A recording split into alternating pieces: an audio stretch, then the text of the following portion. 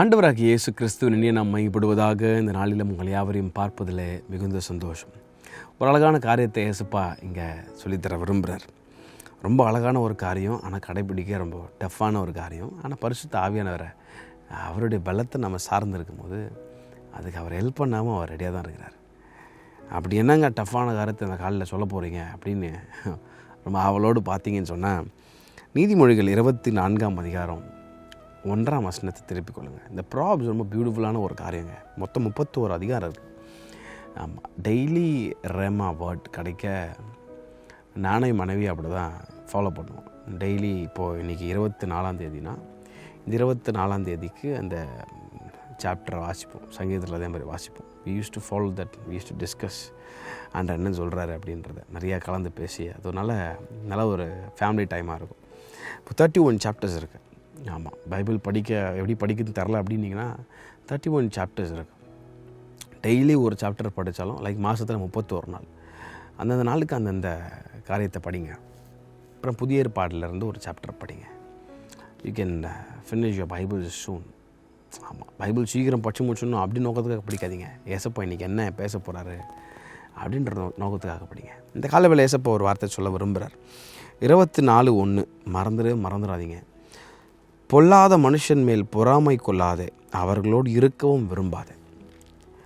மறுபடியும் படிக்கிற கவனிங்களேன். பொல்லாத மனுஷன் மேல் பொறாமை கொள்ளாதே. ஐயா பிரதர், பொல்லாதவன் தெரியுது, அப்போ அவன் மேலே பொறாமை கொள்ளாதன்னு சொல்கிறீங்களே, இது நியாயமா அப்படின்னு கேட்டால், இது நான் சொல்ல, இயேசு கிறிஸ்துன்னு சொல்கிறார். அவன் பொல்லாதவன் தெரியுதுல்ல.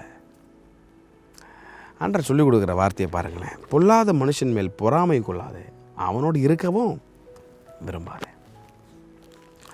இன்றைக்கி நிறைய நேரத்தில் அந்த மனுஷன் பொல்லாதவன் தெரியும், ஆனால் நம்ம வீம்புக்குன்னு போய் சண்டை வலிப்போம், போயிட்டு வீம்புக்குன்னு போய் நிற்போம். இவன் இப்படி ஒரு காரியத்தை பண்ணிடக்கூடாது, எப்படி இந்த காரியத்தை அவன் பண்ணியிருக்கலாம், இவனை ஒரு வழி பண்ணணும் அப்படின்னு சொல்லிட்டு அவன் மேலே பொறாமை கொண்டு அவனை எப்படியாச்சும் பழி வாங்குறதுக்கு நம்ம நாட்களை தேடிட்டு இருப்போம்.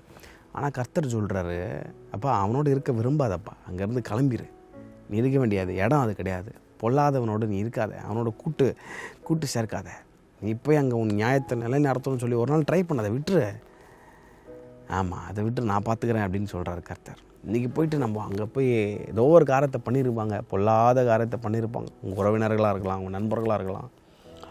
ஆனால் அவனுடைய உயர்வு சில நேரத்தில் மேபி பயங்கரமாக இருந்தாலும், இப்படி ஒரு காரியத்தை பண்ணிவிட்டு எப்படியும் உயர்ந்துருக்கிறான், இவனை எதாவது பண்ணணும்னு சொல்லி வகை தேடி நம்ம அவனுடைய வீழ்ச்சிக்காக நம்ம என்னென்னமோ ட்ரை பண்ணணும்னு சொன்னால், இன்றைக்கி இந்த மெசேஜ் நமக்காக தான் ஆண்டவர் சொல்கிறார். அவனோட இருக்க விரும்பாத, அவன்கிட்ட போய் அவனை வீம்புக்குன்னு சண்டை வலிக்காத, அவன் மேலே பொறாமை கொள்ளாத, விட்டுரு. பழி வாங்குறதுல எனக்கு கூறியதுன்னு கர்த்தர் சொல்கிறார். நானே அதை செய்வேன்னு கர்த்தர் சொல்கிறார். ஜெபம் பண்ணுங்க. ஆமாம், அவர்களை அப்படி விட்டுருங்க. ஸோ உங்கள் சமாதானம் ரொம்ப முக்கியம், நம்மளுடைய பீஸ் ரொம்ப முக்கியம். அதை ஒரு நாள் அதை இழந்துடவே கூடாது. இந்த காலவெல்ல பொல்லாத மனுஷன் நிறைய உங்களை சுற்றி இருந்தாலும் அவங்கள குறித்து பெருசாக யோசிக்காதீங்க. ஆண்டவர் சமத்தை விட்டுருங்க. கர்த்தர் உங்களை அழகாக நடத்துவார். கர்த்தர் தாமே உங்களை யாரையும் ஆசீர்வதிப்பாராக. ஆமென்.